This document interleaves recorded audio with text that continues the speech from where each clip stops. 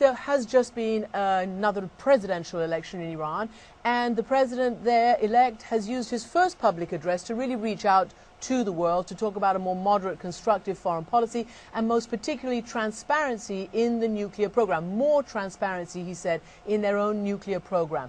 Do you believe this is an opportunity to be seized right now? Do you see any possible progress with the new president?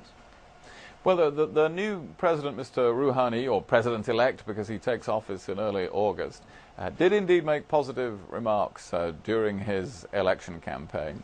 And it's important to recognize and acknowledge that, as I have done on behalf of the UK, speaking in our parliament. Of course, the whole world, I think, will want to judge Iran in the future, as in the past, by actions as well as words.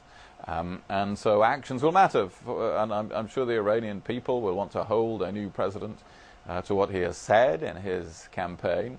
On the nuclear issue, there are several issues concerning transparency which Iran could resolve. The International Atomic Energy Agency has complained vociferously about lack of transparency by Iran.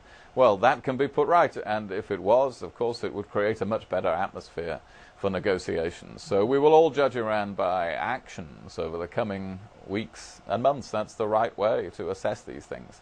And then do you think your countries would be more open to lifting some sanctions which they want in return and allow them to have their nuclear program? Well, we've already put an offer, the E3+3 countries, which includes the UK and the United States and indeed Russia and China, have had an offer on the table since February in the negotiations on the nuclear program. And that is a reasonable offer, which involves the lifting and suspension of some sanctions in return for specific changes in the nuclear program. So the way that Iran responds to that, again, over the coming weeks and months, their actual actions in those negotiations will be what will determine the state of relations with them.